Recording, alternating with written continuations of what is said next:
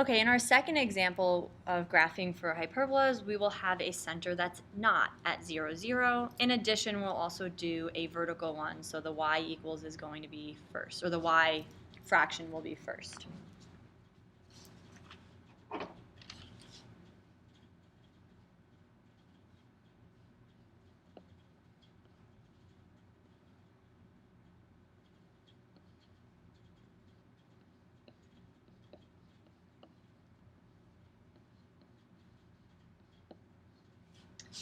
Okay, so in terms of identifying your center, you have to be very careful because it's still an x comma y point. So you want to take the x value from the x parentheses and the y value from the y parentheses.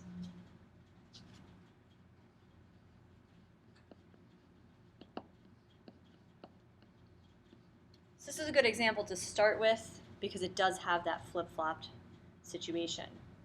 Again, our first fraction or our positive fraction is the one with y. That's where we're getting our a value from. So in this case, a is 6 and b is 7.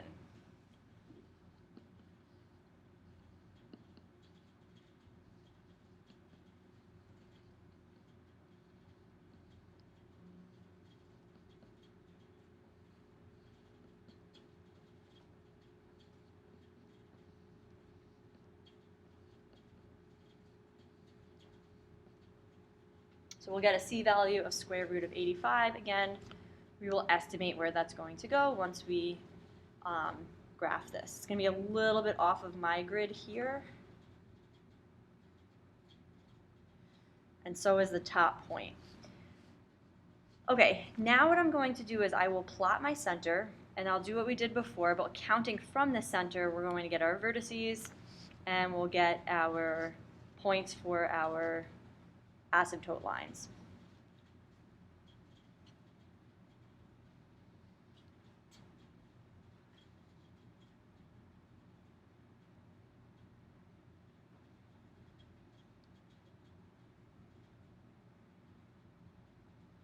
So one of the vertex points goes off of the grid that I chose for this. Not a big deal.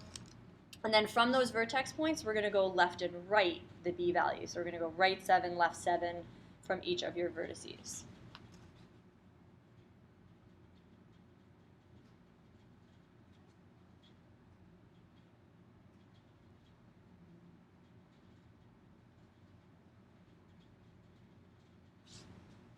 You'll connect those to the center to get your asymptote lines.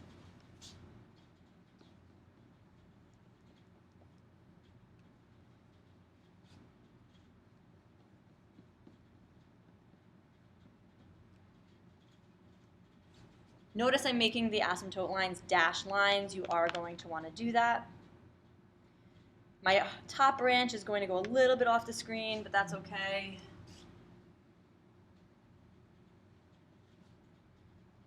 So you may want to, on your paper, extend your asymptote lines a little bit more so you can make that go higher.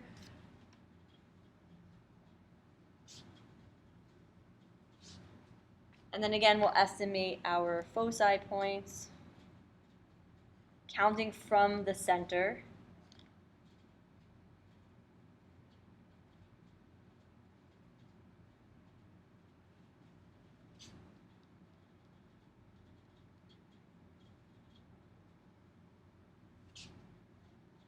My top one's not quite as far as it should be because of the location I put it on the window. Our transverse axis is now going through the line x equals -1.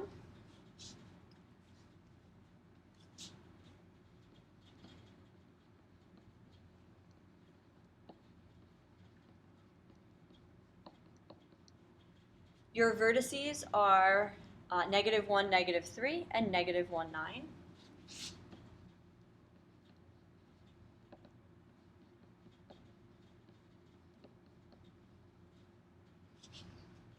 Foci, you can just do the plus or minus trick.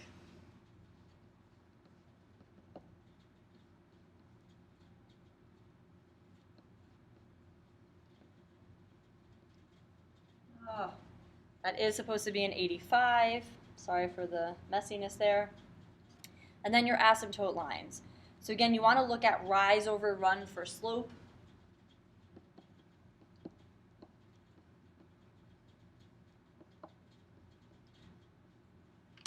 And we're going to use the center point this time.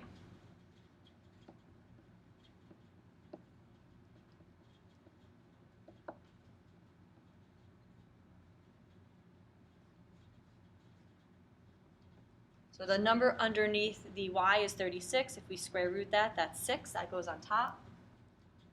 Over 7, which is your other value. So in this case, it's a over b.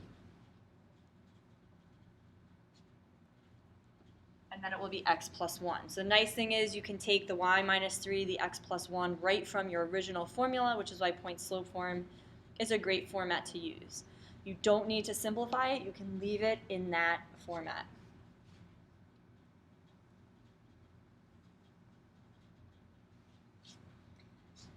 And that's essentially it for graphing. Similar ideas to graphing the ellipses, with the new added bonus of the asymptote line and the change in your formula for finding C.